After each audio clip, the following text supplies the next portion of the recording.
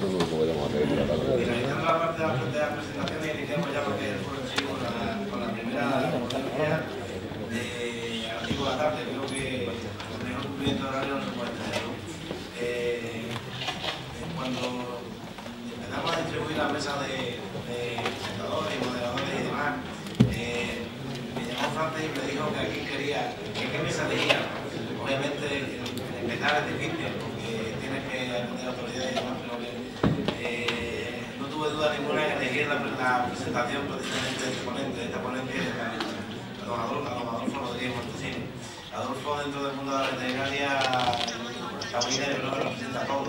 Todos los que estamos aquí presentes prácticamente hemos pasado por su mano, nos hemos formado con él, hemos asistido casi todos a los cursos de formación que desarrolla el Consejo General de Policía Veterinaria de España. Adolfo es un compañero y sobre todo creo que es un amigo, presumo por lo menos de considerarte como mi amigo, ¿no? Es una persona tremendamente incluida que esté en el mundo, con un amplio conocimiento y que es un referente dentro del mundo del toro y la veterinaria. Además es un ganadero reconocido y no hay foro ni discusión ni debate en ningún sitio dentro del panorama taurino en el que participo solamente. Hace poco, en un comunidad taurino me dijo que cómo abusábamos de él, ¿no? Entre comillas, ¿no? Porque lo que le hemos propuesto ha sido, como quiera, la ponencia, es la relación del hombre con el toro, de la caza al bienestar animal. Esa revolución que ha sufrido el toro desde su inicio hasta el estado actual y obviamente la relación con los espectáculos taurinos. Adolfo, sin más, bienvenido a esta tu casa, a esta tu tierra y cuando quieras. Buenas tardes, muchas gracias Juan Antonio pues por haberme traído aquí. Yo siempre digo y quiero empezar por aclarar eso, de que siempre Francis, que es el organizador de estas cosas, me pone retos. Es decir, yo estoy acostumbrado pues más bien a un perfil de charlas que puedan ser más técnicas, pero de un tiempo a esta parte, cada vez que se trata de ponerle un cascabel a un gato, no sé por qué piensan en mí. A ver, el título de la charla encierra su trampa y yo no me escondo, el bienestar animal. Eso va a estar presente, es algo subyacente dentro de estas jornadas y tenemos que abordarlo, pues yo creo que con la mayor serenidad. Llegaremos a eso, llegaremos después, pero no me quiero todavía adelantar y lo que sí quería era reiterar ese agradecimiento de siempre al Colegio de Veterinarios de Cáceres, obviamente también a la Junta de Extremadura, y la verdad es que sentirme orgulloso de cómo se está gestionando todo lo que es formación y todo lo que es llevar de muy buenas manos y de muy buenas maneras lo que tiene que ver con el toro de lidia. Decía Juan Antonio como presidente del colegio que él no puede tomar posición, evidentemente no puede decir la posición que realmente le sale del corazón, pero yo creo que esa posición se ve clara en este tipo de cosas, cuando el Colegio de Cáceres, a diferencia de otros, no se esconde, cuando siempre está dispuesto a auspiciar este tipo de iniciativas y cuando de alguna manera hace que se sientan acogidos y queridos los muchos veterinarios que quieren al toro de lidia o que se dedican profesionalmente al toro de lidia. Antes escuchaba con mucho interés al director general cuando hablaba de que Extremadura era una de las 5 grandes en cuanto a espectáculos taurinos, pero tampoco se nos debe olvidar que es una de las 4 grandes en cuanto a producción del toro de lidia. Hoy muchos de los mejores toros que salen a las plazas nacen en Extremadura y se crían en dehesas extremeñas. Yo para mí tengo la que es mi ganadería favorita y no me causa ninguna vergüenza decirlo públicamente, que es la de Adolfo Martín. Pues es una ganadería que está en la zona de Trujillo, por ejemplo, pero también para los que son amantes más del toro para el torero, pues hay divisas en abundancia, pues como pueda ser Zalduendo, como pueda ser Jandilla, que también nacen y se crían en estas tierras, con lo cual Extremadura es un orgullo y que ahora se remata encima en los últimos tiempos por la calidad y cantidad de toreros que está produciendo y que están en la primera línea del panorama nacional.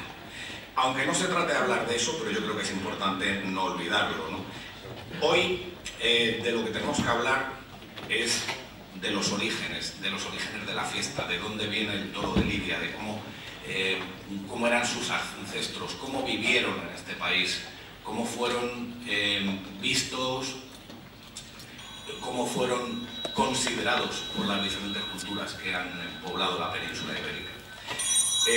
En un foro como este, pues con muchas personas conocedoras, buenas conocedoras de lo que es la historia, podría resultar pretencioso por mi parte incidir en exceso en esto. Simplemente me voy a limitar a hacer un recorrido histórico y como en el fondo uno lleva en los genes pues esa vena profesoral, cuando haya que hablar inevitablemente del uro y de las consecuencias del uro en forma de razas autóctonas, si me permitirán que dedique unos minutos a recordar esas razas autóctonas de vacuno que tenemos en España, muchas de ellas en peligro de extinción y que están en una situación crítica, para que a base de nombrarlas a lo mejor no las olvidemos, y para que a base de nombrarlas a lo mejor alguien se le encienda la bombilla en el Ministerio de Agricultura y declaren todas nuestras razas autóctonas como patrimonio nacional genético. Yo creo que es muy importante. Otros países más avanzados en este tema, como los Estados Unidos de América, y otros que me resisto a creer que estén más avanzados que nosotros, como por ejemplo Brasil, ya lo tienen hecho. Yo creo que en España tenemos que apostar, dar ese paso adelante, no volcarnos a los brazos de lo que viene de fuera sin ton ni son muchas veces como hacemos, y sí tenemos que defender lo nuestro. Lo nuestro porque es nuestro patrimonio histórico y en este caso también nuestro patrimonio genético. Bueno, pues vamos allá.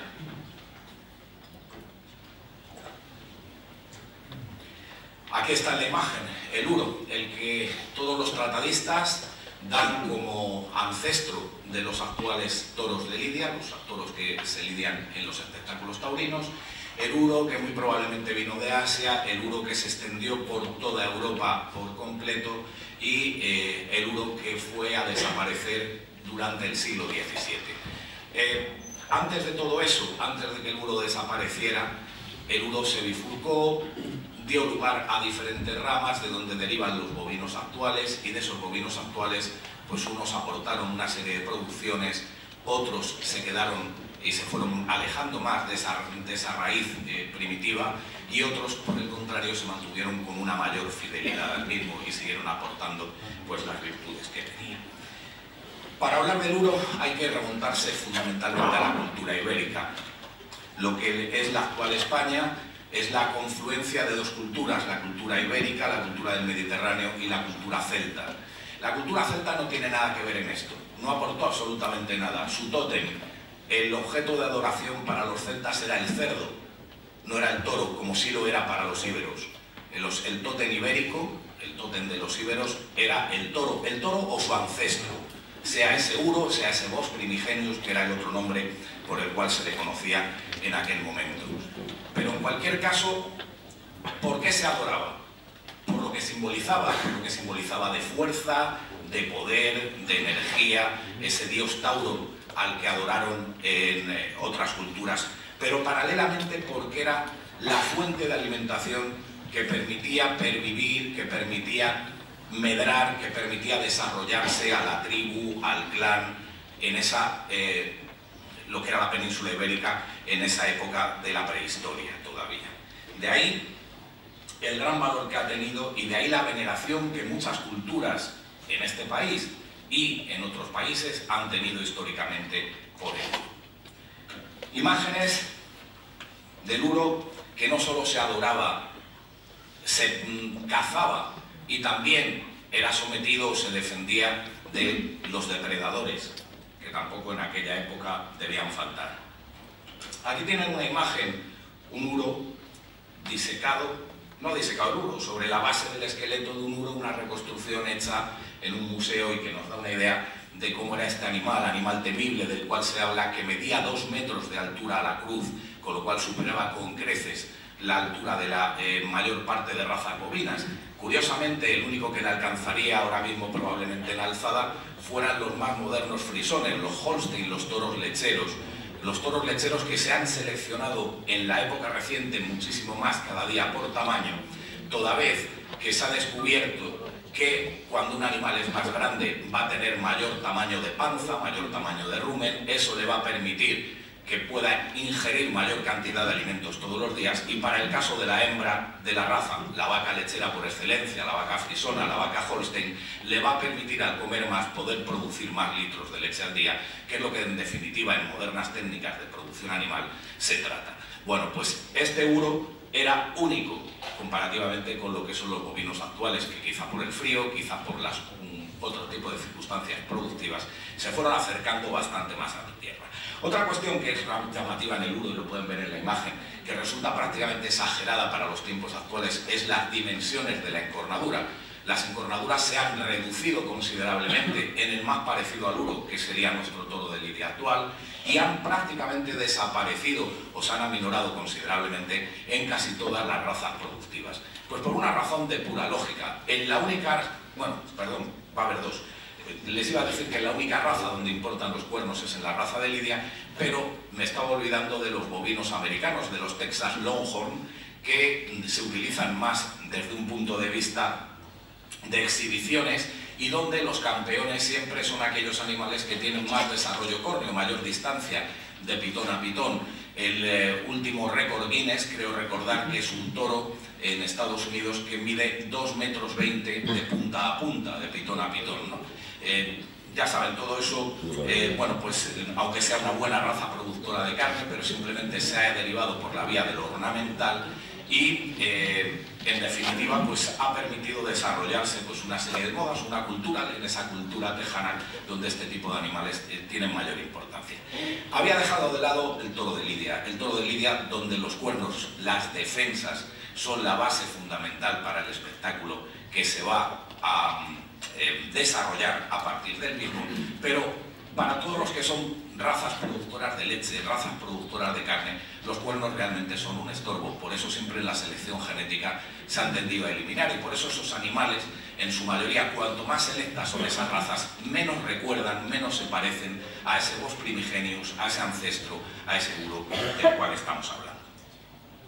El esqueleto del uro en un museo que ha permitido esa reconstrucción que veíamos en la imagen anterior.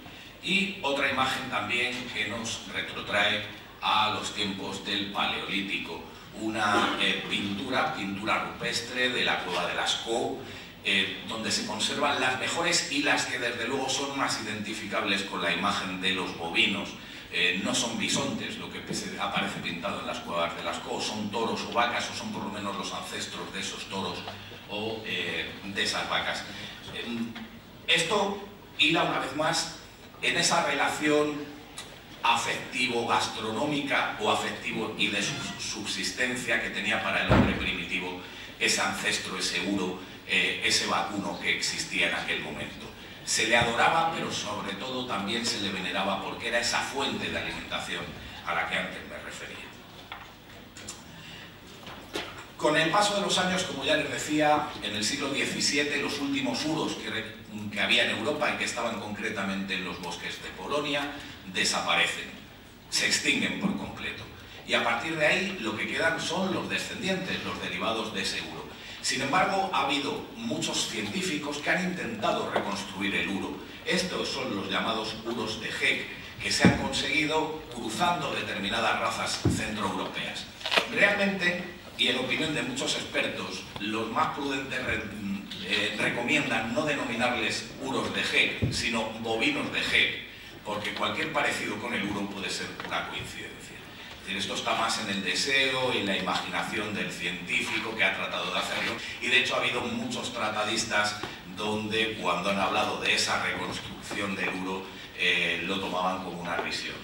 Realmente no se han tenido en cuenta cómo eran los animales. De hecho, si se fijan en estos, ni las encornaduras del uro originario tenían parecido, semejanza con esta que estamos viendo aquí en las imágenes, ni lo tiene el tamaño corporal, en este caso esa altura de los 2 metros a la cruz, todavía le faltarían probablemente al animal al menos 30-40 centímetros para lograrla, ni tampoco ese marcado desarrollo del tercio anterior sobre el tercio posterior, característica de los prototipos raciales menos evolucionados en todas las razas. Conforme las razas se equilibran, las razas van ganando tercio posterior, especialmente las razas cárnicas porque el tercio posterior es el que alberga las piezas carníceras más abundantes y además de mayor calidad.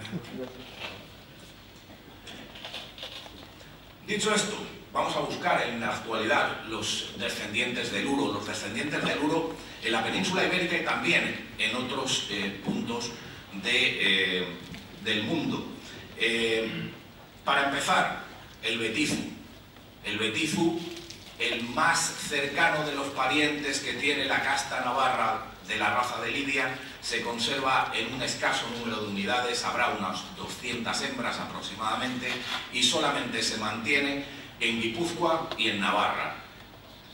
Se le considera por parte de muchos autores el último bovino salvaje que queda en Europa, que se mantiene en Europa. Y de hecho muchos de ellos, los que están en Guipúzcoa, sí están controlados y censados gracias a la acción llevada a cabo desde el gobierno del gobierno vasco, pero sin embargo los que están en Navarra muchos se conservan en estado salvaje, se les alimenta en determinadas zonas, se hacen capturaderos, pues como se hace a lo mejor con los jabalíes en otros lugares, para intentar identificarlos, microchiparlos, vacunarlos, desparasitarlos, pero muchos de ellos, los más desconfiados, los que conservan esas características más típicas de su raza, del Betizu, pues no se atreven a acercarse al humano.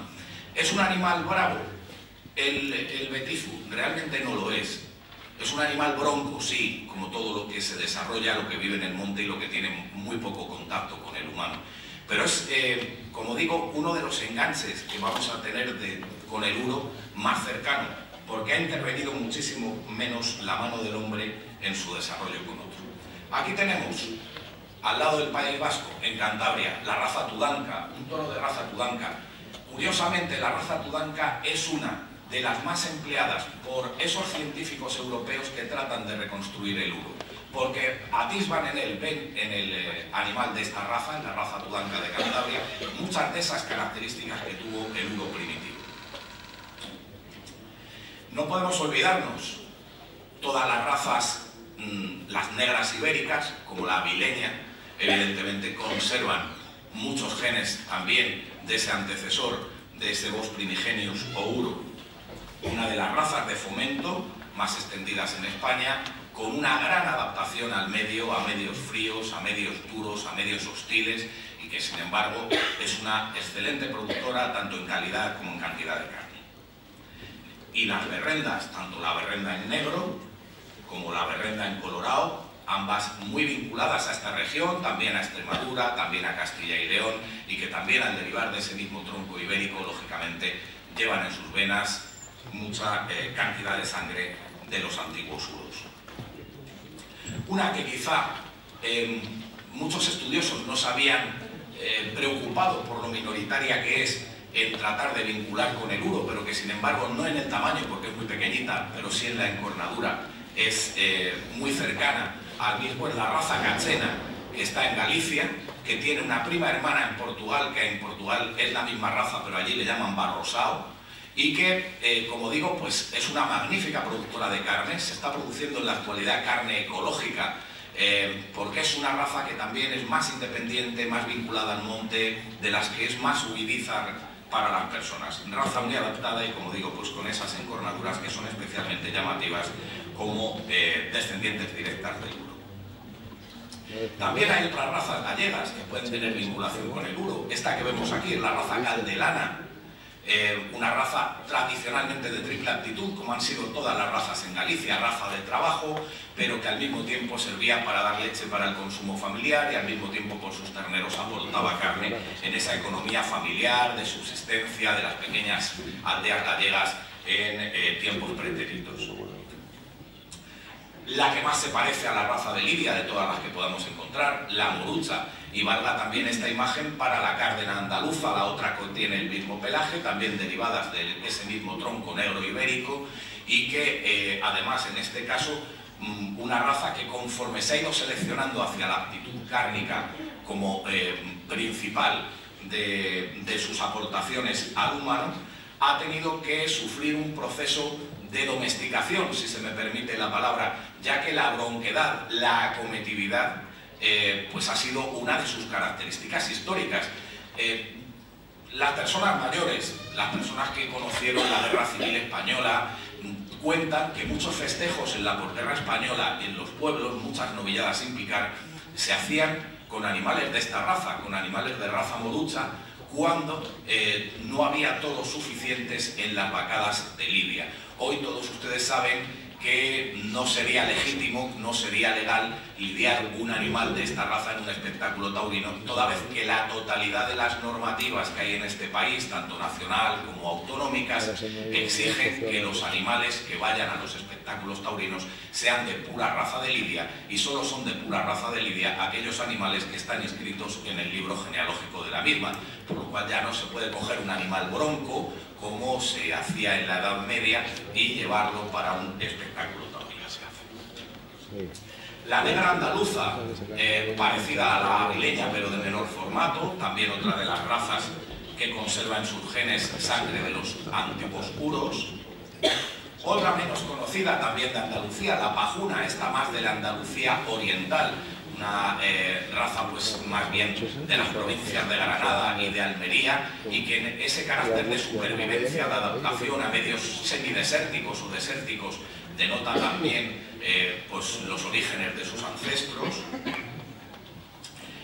Y también en la imagen inferior, la serrana hoy, por intereses políticos y autonómicos, lo que era la raza serrana negra, dividida en dos razas diferentes que realmente son lo mismo. Tenemos por una parte la serrana negra y por otra parte la serrana de Teruel, que su única diferencia es que unas han nacido en territorio de Aragón y las otras de Castilla y León, y esto políticamente las ha convertido en el catálogo de razas del Ministerio de Agricultura en dos razas diferentes, pero genéticamente, y la genética es el Nesto la que no miente, son la misma raza. Una raza de supervivencia extrema, de adaptación al frío y de muy poco contacto con el hombre. Se habla de que es una raza arisca en principio porque no tiene nada que agradecerlo al humano. Realmente cuando hay 1,5 metros de nieve y son capaces de sobrevivir por sí mismas en páramos o en pinares, en lugares de temperaturas de invierno muy duras, en la provincia de Teruel, en la provincia de Soria, en la provincia de Segovia, pues estos animales realmente se las apañan solos, con lo cual pues son desconfiados con respecto al hombre en general.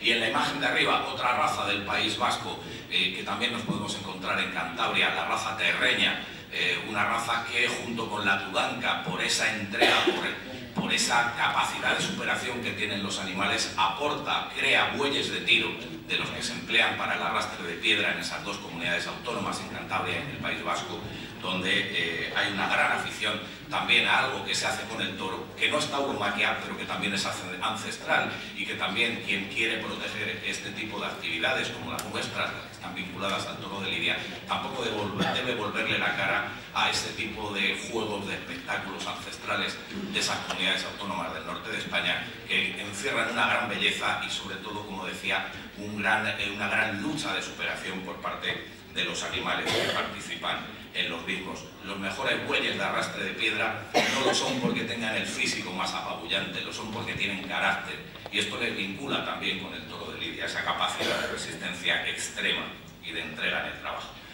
En esta tierra sería un pecado mortal omitir la retinta que también tiene esa gran vinculación con el uro, como todas las razas ibéricas, aunque en este caso su tronco no sea el negro ibérico, pero también deriva de lo mismo, del mismo origen. Fuera de España, una de las más vinculadas en su sangre, más cercanas al uro, sería la escocesa, la West Highland, los animales de las tierras altas. Volvemos a lo mismo, más cercanía al uro, más resistencia, más capacidad de adaptación, más capacidad para superar las adversidades. Animales capaces de aguantar el frío húmedo que cala los huesos, merced a esa manta tupida de pelo que les cubre. También buenos productores de carne y con esas encornaduras, como digo, que denotan de dónde vienen. La raza Salers, que se está introduciendo actualmente en España, raza francesa procedente del Macizo Central, y que es la que, según los tratadistas, aguanta mayores horquillas de temperatura, capaz de desenvolverse desde menos 25 grados centígrados a más 40 grados centígrados. Fíjense qué horquilla térmica. Una horquilla térmica que es capaz de aguantar solo, ¿cuál? Aparte de estas aves, pues esta, el toro de Lidia. El toro de Lidia es el descendiente más directo, el hijo predilecto del Uro, que ha llegado hasta nuestros tiempos, con una gran variedad, con una gran riqueza racial.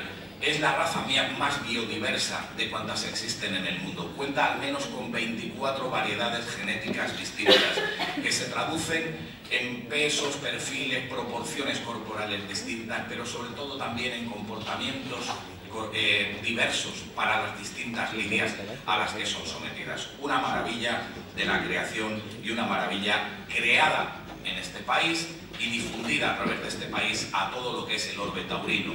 El toro de Lidia de Portugal, el toro de Lidia de Francia, por poner los ejemplos europeos, y por supuesto el toro de Lidia de todos los países americanos, es un producto español, viene desde España y desde ahí se ha difundido al resto del mundo taurino.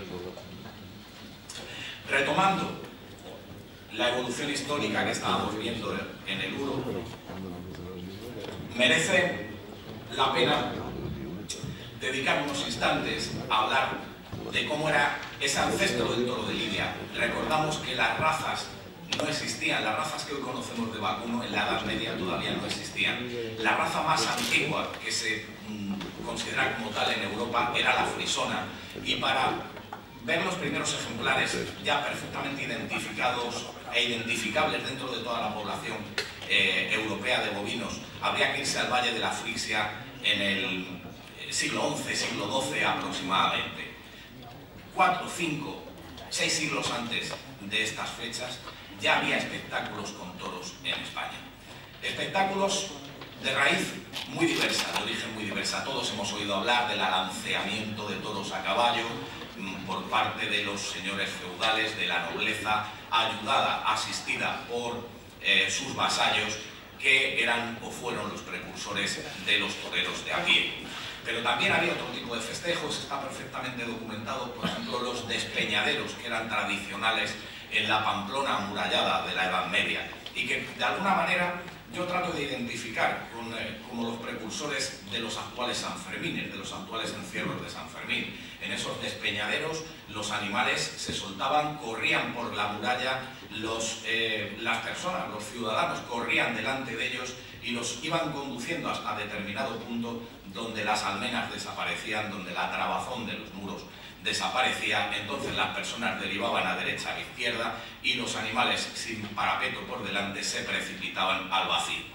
Abajo estaban los carniceros esperando, y aunque el método de sacrificio evidentemente no entraría hoy en lo que consideramos como el sacrificio humanitario, hay que entender que en la Edad Media esto no debía ser nada impresionante para la gente, acostumbrados a las cosas que tendrían que ver en el día a día. Lo importante era comer entonces, y sobre todo en esa España de entonces, en plena reconquista, dominada por los sarracenos en buena parte del territorio nacional, pues lógicamente este tipo de espectáculos, ya digo, que debían ser de lo más celebrado. Hoy no les quiero decir si alguien planteara una idea de esto, aunque abajo no hubiera la dura roca, sino que hubiera una piscina, esperando a que cayera el animal. En cualquier caso, la Edad Media es la que marca el arranque de todas las tauromaquias y el arranque de la raza de Lidia. Son en esa época los carniceros los que se ocupan de seleccionar aquellos animales. Los carniceros eran los que estaban en contacto con esas vacadas semisalvajes que había en la mayor parte de esa España de encinar casi completo, antes de que llegaran las desafortunadas deforestaciones que hubo posteriormente, y entonces ellos veían hacían su primitiva selección. Tratando de ponerse uno en la mente de aquellos carniceros, primeras personas encargadas de seleccionar el toro de Lidia históricamente, Uno piensa que a lo mejor la selección era cuando te encontrabas un animal solo que estaba separado de todos los demás y agarrabas un canto del suelo y se lo tirabas, el que se iba corriendo pues valía para la carnicería, pero el que se venía por el hombre y lo obligaba a subirse a un árbol, pues es el que iba luego a los alanceamientos de toros, porque por su carácter más arisco, más bronco, evidentemente pues se pensaba que podía ser más apto para el espectáculo al que iba. A partir de aquí es muy importante, es cuando el humano introduce el primer factor de selección en el vacuno, en lo que ha de ser posteriormente, en siglos posteriores, el vacuno de Lidia. Es cuando se van buscando los descendientes, los hijos de aquellos animales más broncos, no me atrevo a llamarles bravos en ese momento, de aquellos animales que han dado mayor espectáculo en esos juegos medievales que se han practicado con ellos, y entonces poco a poco se va comprobando cómo la bravura es hereditaria. Nos vamos a encontrar con que en esa época, como les decía, ese factor de selección no atiende a otro tipo de características, sino que a la de comportamiento. El que se arranca en el futuro va a ser raza de Lidia, el que huye o el que no se arranca en el futuro va a derivar en las razas autóctonas mansas que hoy tenemos en nuestro país. Entonces, ese factor de selección, al hacerse por comportamiento, la raza de Lidia es la primera en todo el mundo que se va a seleccionar por su comportamiento, es lo que deriva a que se tomen animales de troncos genéticos muy distantes unos de otros y que hoy las distancias genéticas que existen dentro de animales pertenecientes a distintos encastes en la raza de Lidia sean mucho mayores de las que hay entre razas que hoy conocemos como razas separadas. Se lo digo más gráficamente, hay más distancia genética entre un toro de Santa Coloma y un toro de Domecq que la que puede haber entre un charolés y un limusín, que todos conocemos, dos razas francesas, dos razas productoras de carne, pero dos razas que son mucho más próximas genéticamente de lo que son distintos ejemplares, distintas estirpes que hoy están dentro de una misma raza. Y esa es la gran aportación mundial que puede tener la raza de Lidia de cara al futuro. Esa riqueza genética, esa variedad genética, esa disparidad que no se da en ninguna otra raza. Posteriormente, los toros van arraigando, cuando llegamos ya al siglo XVIII, empiezan a surgir las ganaderías ya especializadas en la producción del toro de Lidia, en los finales del XVIII, y se van consolidando poco a poco. De ahí van a salir las castas fundacionales, de ahí van a salir los encastes, y de ahí va a salir el toro de Lidia moderno. Mención especial hay que dedicar unos instantes a lo que fue una de las épocas más florecientes, donde nadie en esa España enfrentada a los invasores franceses entre 1808 y 1814 dudaba de cuál era la verdadera fiesta nacional. Esa fiesta nacional que va arraigando en una sociedad que cada vez demanda más tipo de espectáculos, y ese cuadro de Goya del toreo, la corrida a plaza partida, ofreciendo dos espectáculos distintos para atrapar, para interesar más al público, a lo mejor resulta que tiene que volver a cobrar vigencia en un futuro inmediato, donde vemos que los mejores carteles de las grandes figuras del toreo en plazas históricamente de las más importantes no son capaces de albergar la mitad del aforo. Habrá que innovar, evidentemente. Es importante lo que se plantea en este foro, la reflexión desde la vuelta a las raíces para ver qué es lo que se está haciendo mal y evidentemente cambiarlo, mejorarlo si queremos que esto pueda tener futuro. De eso hemos derivado a la tauromaquia actual, una tauromaquia donde imperan los cánones fundamentalmente estéticos, una tauromaquia donde las grandes emociones todavía se pueden encontrar, pero sí que es verdad que son progresivamente más escasas conforme va discurriendo el tiempo, y quizá podamos hablar de un punto de regeneración en el momento que lo que está imperando fundamentalmente en las plazas de toros sea el espectáculo light, el espectáculo que diseñan las figuras del toreo a su imagen y semejanza, basándose en acometer el menor riesgo posible, en ese espectáculo donde al toro será desprovisto de la mayor parte de la emoción que ha venido aportando, y que como consecuencia de eso pues nos estamos encontrando un espectáculo que, aparte de los costes económicos y un montón de razones que no son de esta ponencia analizar ahora, está llevando cada vez más al vacío, a la presencia del cemento dentro de las plazas de toros. Y cuando el espectáculo formal, la corrida de toros, está haciendo agua por muchos sitios. Recuerdo, y lo comentaba recientemente hace un rato con unos amigos, que da bastante miedo leer en los portales taurinos el informe que ha emitido en las últimas 24 o 30 horas la Asociación Nacional de Organizadores de Espectáculos Taurinos, donde habla de que la fiesta de los toros está en la bancarrota. No debe ser mentira.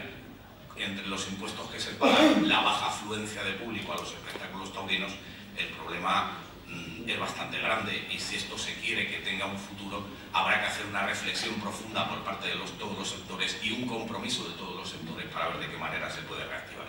Pero frente a eso, la versión popular de la tauromaquia es la que goza de una salud extraordinaria, estupenda.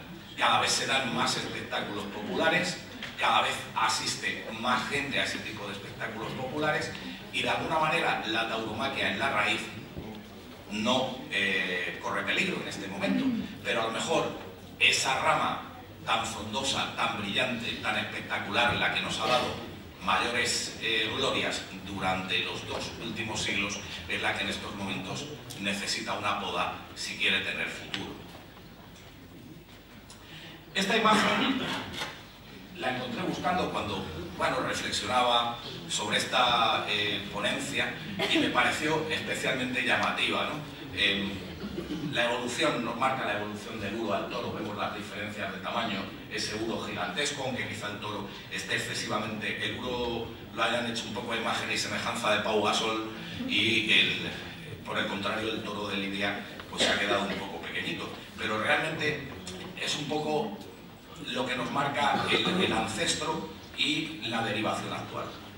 La pérdida de tamaño, la mayor finura que se ha logrado al seleccionar la raza, e indudablemente pues la indudable belleza que para cualquiera que le guste esto van a tener tanto el ancestro como su descendiente. Y la evolución más importante, hemos hablado de la evolución del toreo, pero tenemos que adentrarnos por dónde nos lleva la sociedad en estos momentos. Yo creo que ese es lo más grave, eso es lo más importante, ese es el análisis que conlleva mayor preocupación en el momento actual. He elegido esta imagen. Una activista de PETA se mete dentro de una jaula paridera de una cerda para denunciar, con la ignorancia que suele caracterizar todas las denuncias de estos grupos animalistas, el maltrato que se da en las explotaciones de madres a las cerdas, ignorando que este tipo de estructuras metálicas lo que hacen es salvar la vida de los lechones, porque si no las cerdas cuando se tumban los aplastan y los matan. Y de una cerda que tuviera 10 cerditos o 12 cerditos, a lo mejor uno salía con vida del periodo de lactación. Pero bueno, es igual. Estas personas están ocupando cada vez en la vida pública mayor espacio, sea por ignorancia, sea por la entrega que ponen a la causa. Pues el problema es que cada vez cuentan con mayor fuerza,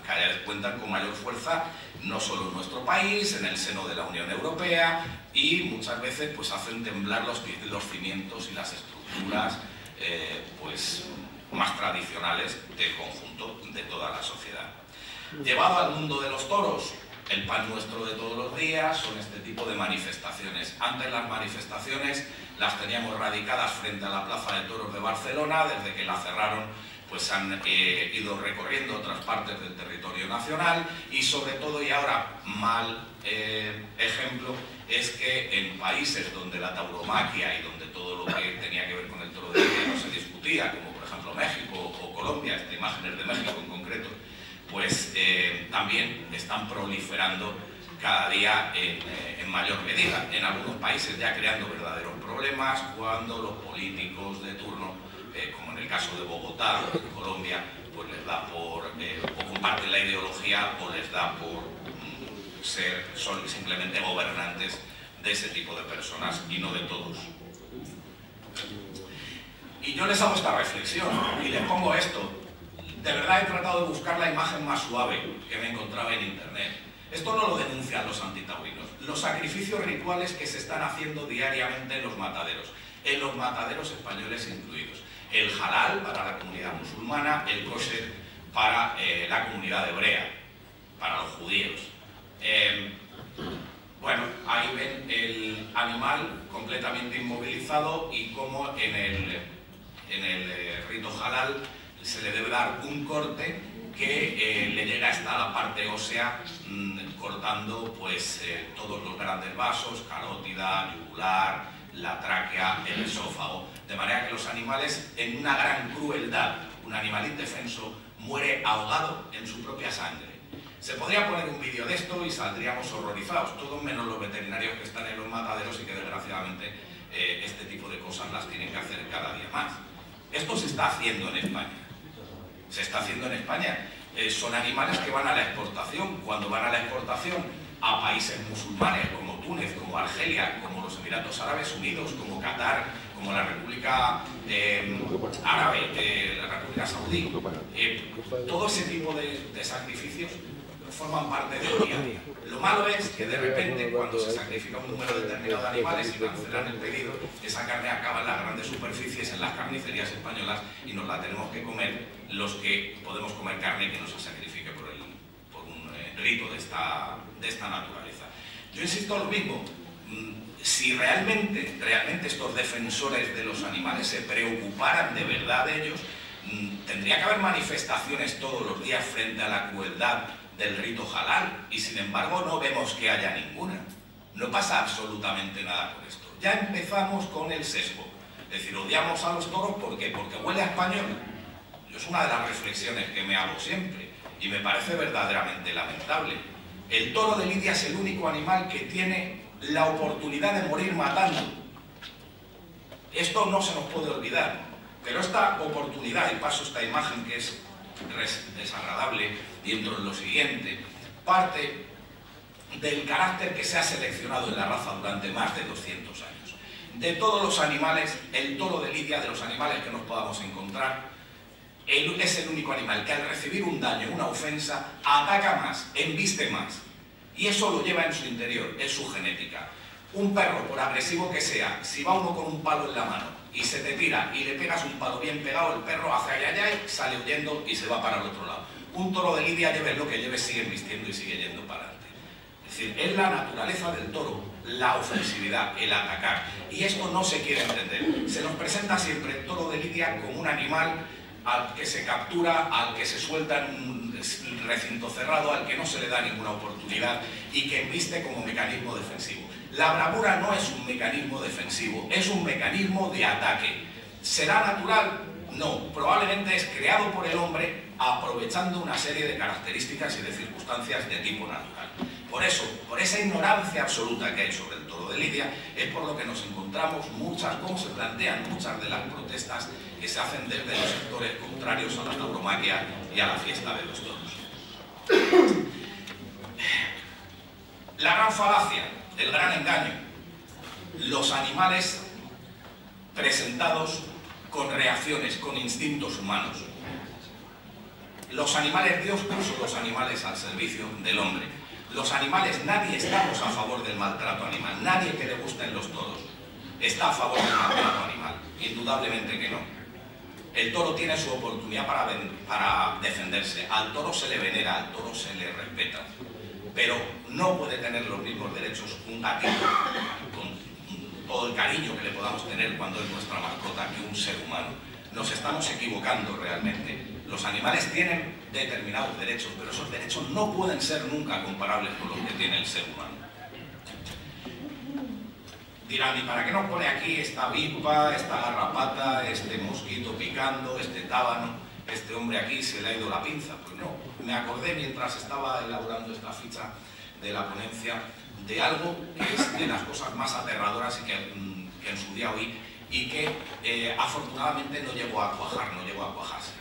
Cuando desde el Consejo de Colegios Veterinarios, cuando se hizo la Ley de Potestades Administrativas en materia de espectáculos taurinos y luego el reglamento del 92 que la desarrolló, tuvimos muchísimo contacto con el Ministerio del Interior y concretamente con el que entonces era ministro, José Luis Corcuera.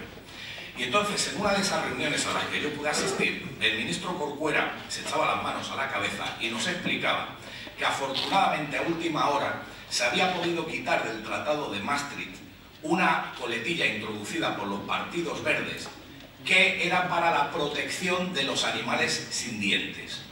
Lo de los animales sintientes sonaba muy gracioso de principio. Uno se imaginaba pues un jabalí con 14 años y que no le quedaba ni una muela, pero no era eso. Estos eran los animales sintientes. Si eso hubiera salido antes, hubiera estado penalizado matar una mosca con una paleta o con el spray del Gloom o del insecticida de turno. Para que vean hasta qué punto se pierden las cabezas de los ilustres legisladores de los países del norte de Europa. Y llegamos a lo del bienestar animal. Pues claro, la primera imagen dice bienestar animal en el ganado lechero y ahí se ve al vaquero llevándole las zapatillas a la vaca para que esté cómoda. Al final, ¿qué es lo que subyace por detrás? Pues bueno, pues que si tú tratas bien a tu animal va a ser siempre más productivo, pero no porque le lleves las zapatillas o porque lo acaricies o le ventiles como está en la imagen de atrás. La imagen de una plaza de toros, ese es el bienestar animal del que nos tenemos que preocupar de los veterinarios, aunque se vea mal. En la corralita de la izquierda, 11 toros en un corral de una plaza de toros, ahí va a haber sangre, pero lo más seguro, eso es tipo del bienestar animal, es que haya el número de animales para las dimensiones que tiene ese corral. Y ahí es donde lo tenemos que centrar, en cosas que sean normales. Y ahí los veterinarios tenemos mucho que decir, pero evidentemente dentro de lo que son las pautas de la lógica. Para el final, quería ofrecerles esta imagen. Una sociedad que se conmueve hasta el extremo por el sacrificio de un perro, lamentable en todo caso, por el reciente caso de ébola que todos hemos conocido, pero que es capaz de almorzar día tras día con el telediario puesto con estas imágenes del coche bomba en las calles de Bagdad o en las calles de Damasco o con cualquier matanza por motivos de cristiandad en países musulmanes de África, etcétera, etcétera. Es una sociedad enferma. Me atrevo a decirlo así de alto y así de claro. No es normal esto que está sucediendo en este país ahora. Como no recuperemos la razón, nos va a pasar algo muy gordo, créanme. Yo creo que el Imperio Romano debió empezar a caer por cosas como esta, en su día. O recuperamos la cabeza, recuperamos el norte, valoramos las cosas en su justo término, o si no, nos va a ir muy mal. Y también, para final y como colofón, ¿qué daño ha hecho Walt Disney poniéndole voz a Bambi, al Rey León y desde luego alejándonos de lo que es la realidad de la vida? En la vida real, como ven aquí, el león se come al sacochero y no como Simba, Pumba y Timón, pues hacen buenas migas y hacen una mala. Nada más por mi parte. Muchas gracias a todos.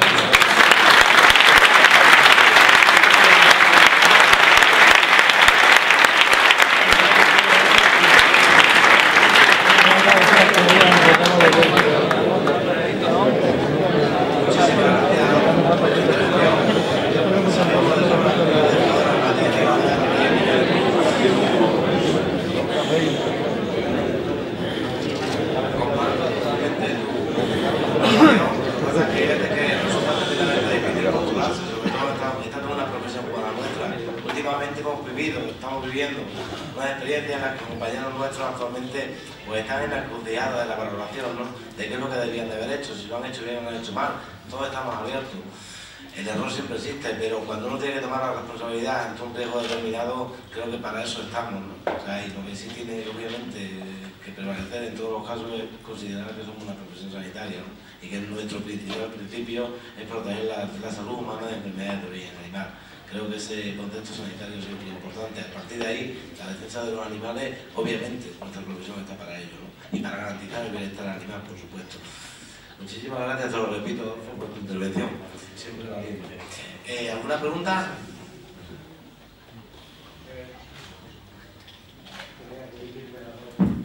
Adolfo, cuando ha hablado de los activistas, yo soy un aficionado, algo quisiera ser delegado, alguna vez, pero quisiera preguntarle, por ejemplo, con las polémicas que todos los años salta del toro de Torrecilla. Eso presentado ante una imagen europea sensible, que ahora está todo el mundo muy sensibilizado con esto.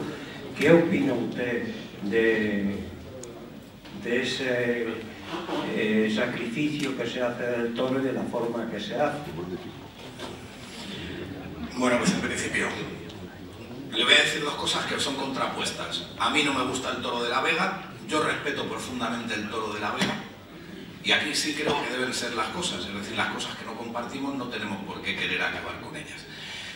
¿Por qué no me gusta el toro de la Vega? Pues porque realmente me he preocupado estudiarlo, estuve allí una vez viéndolo hace 15 años aproximadamente, y realmente, si queremos, creo que tiene fallos de estructura que se deben corregir y se deben analizar. El concepto de ese torneo, el torneo de la Santísima Virgen, del Toro de la Vega, etcétera, etcétera, establece que si el toro es capaz de atravesar el denominado campo del honor y salir del mismo con vida, gana su vida y es indultado. Nadie recuerda en 300 años más allá de un toro. Yo no sabía de ninguno. Francis, que es el erudito en la materia, me dijo que por lo visto hubo uno recientemente, entonces, o hace unos años, pero yo creo que sería bueno que algún año ganara el toro, sinceramente. Dos sobre 400. O 3. Bien, insisto, yo estoy hablando del respeto total y absoluto al toro de la Vega. Segunda cuestión. Al toro de la Vega lo que no podemos presentarlo es como la jauría humana persiguiendo al animal. Yo creo que de alguna manera hay que limitar. Sé que está limitado el número de lanceros, pero no el de caballos. Y entonces la imagen visual evidentemente es muy cruda. Y tercera, y eso sí que me parece que no es negociable. Si es medieval, es medieval. Ahí no puede ir un tío con un casco de moto y la lanza en la mano, como lo vemos en las imágenes. Ahí todo el mundo tiene que ir vestido de medieval, porque eso es medieval, y eso es lo que le da la vida al toro de la Vega, en mi opinión. El que parezca lo que realmente es o lo que realmente tiene que evocar. Pero cuando vemos con unas Adidas, con unos pantalones piratas, camiseta a la peña, unos guantitos, eso desvirtúa la esencia de ese espectáculo.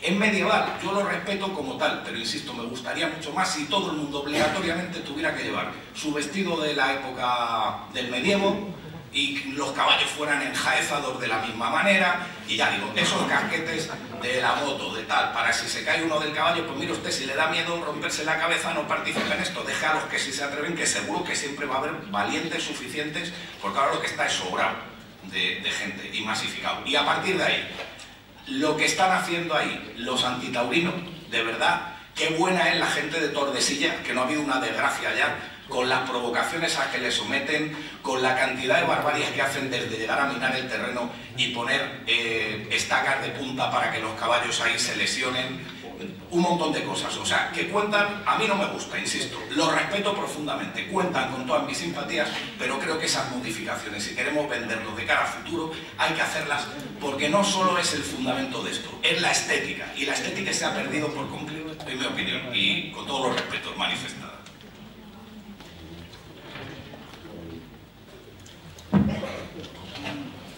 Adolfo, le hago una segunda pregunta. Es que en cualquier festejo popular el reglamento taurino dice que el sacrificio de la res será donde menos público lo pueda presenciar o no lo pueda presenciar nada. Entonces, en estos espectáculos que se le tiran bardos, que se le pincha al animal y se le da muerte al animal, públicamente nos estamos contradiciendo lo que es una legalidad que nos hace incumplir con lo que son unos festejos taurinos para dar la muerte a una red. Correcto. Vamos a ver, yo entiendo que ahí el reglamento debe cumplirse a rajatabla en todo lo que son festejos normales. Suelta de vaquillas, pues se deben sacrificar fuera de la vista del público, y eso está claro. Lo que sí entiendo es que cada comunidad autónoma, aquello donde es tradicional que los animales se sacrifiquen de determinado modo o lleven una lidia de determinado modo, que como tienen capacidad para legislar, que lo hagan.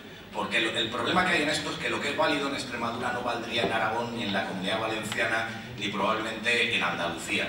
Entonces, de hecho, fíjese, me viene a la memoria, he dicho antes, y es la única excepción, que en todos los espectáculos taurinos hay obligatoriedad de que los animales sean de raza de lidia, pero sin embargo hay unos espectáculos tradicionales en Andalucía, en la provincia de Cádiz, Cádiz y Huelva concretamente, donde está permitido el uso de las vacas de raza mostrenca o marismeña, porque por tradición se han venido utilizando igualmente. Quiero decir, regular las tradiciones es algo que debe hacerse a nivel local. Evidentemente me pongo en su cuerpo, la obligación de cumplir lo que marca la normativa y las dificultades que esto conlleva en muchas ocasiones. Pero yo creo que eso es un problema del legislador, de que debe hablarse, y para eso no deben servir este tipo de foros y ese tipo de reuniones que antes el director general decía que hacían con todos los delegados gubernativos. Para hablar, en este sitio tenemos este problema, no costaría nada poner un artículo diciendo que en tal sitio, por las condiciones especiales del tipo de festejo, puede autorizarse tal cosa. ¿Una pregunta más?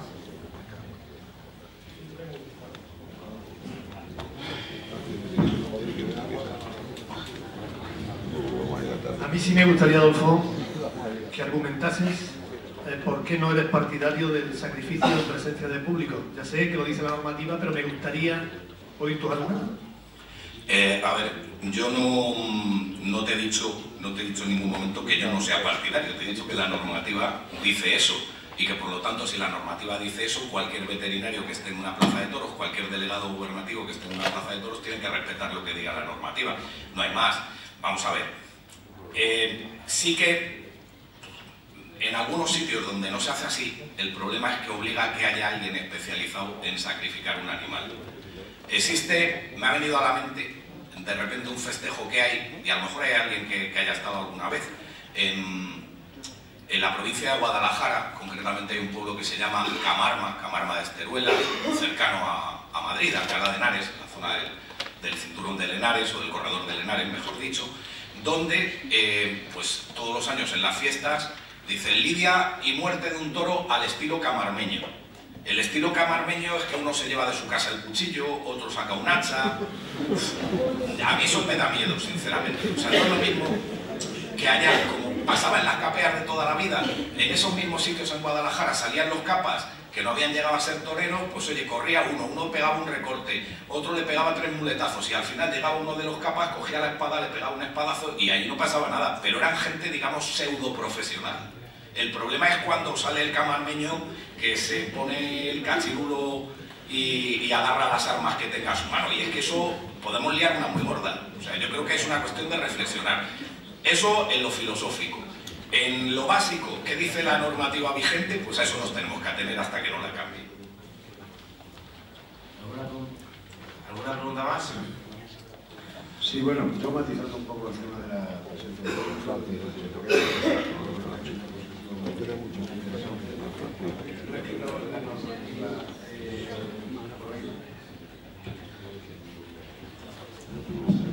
Que la normativa realmente lo prohíbe, pero lo prohíbe específicamente en los populares. Es decir, yo creo que el sentido de dignificación del festejo puede quizás estar más arraigado en ese sentido de lo que son los populares, y prácticamente todas las normativas con carácter general en los populares no pide la muerte en presencia del público, con independencia de que enraizado en su tradicionalidad se pueda realizar desde la ordenanza principal la posibilidad de dar cobijo a salirse de la regla general en un festejo popular que da muerte en presencia del público. Es simplemente ese matiz. La normativa no es que generalmente prohíba lo que es la muerte en presencia del público, los festejos mayores en la propia sede. Es específicamente los festejos populares, y siempre supeditados a las raíces tradicionales que no de populares. Sí, obviamente es la regulación normativa la que marca aquí. Creo que, respecto una vez más a Adolfo tu intervención, creo que nos toca, es muy difícil entender ciertas imposiciones normativas en tema de bienestar animal, sobre todo la mayor parte de vosotros sois profesionales que hacéis vuestra actividad en la explotación extensiva, en la que sufrimos el día a día y nos resulta muy difícil compatibilizar las nuevas exigencias que vienen sobre todo de los países centroeuropeos, no solo de los países anglosajones. Pero en fin, no nos toca más remedio que lidiar y seguir adelante en el tema. Muchísimas gracias. A partir de ahora tenéis ahí, se va a servir un café alrededor de la sala, y podéis aprovechar para observar la exposición de fotografías de jóvenes aficionados que tenemos ahí. Ha sido una exposición de 2 o 3 fotografías hechas con mosaico y demás. Muchísimas gracias.